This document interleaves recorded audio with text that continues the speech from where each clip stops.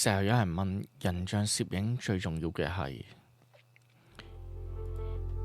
鏡頭、燈光嘅 setting、模特兒嘅顏值同身材，係化妝、係服裝，還是係腦海裏邊有幾百個 post reference 可以俾 model 跟住你去影？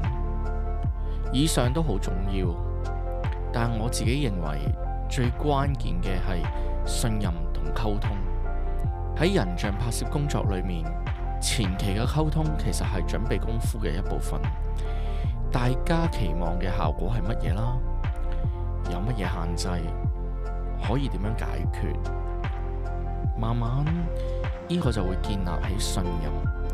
有咗信任，自然會產生出共鳴同默契，過程就會事半功倍，水到渠成，甚至仲可能帶嚟一啲即興嘅意外驚喜。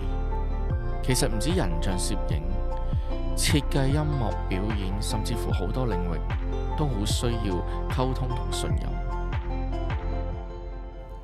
你又覺得人像攝影最重要係乜嘢啊？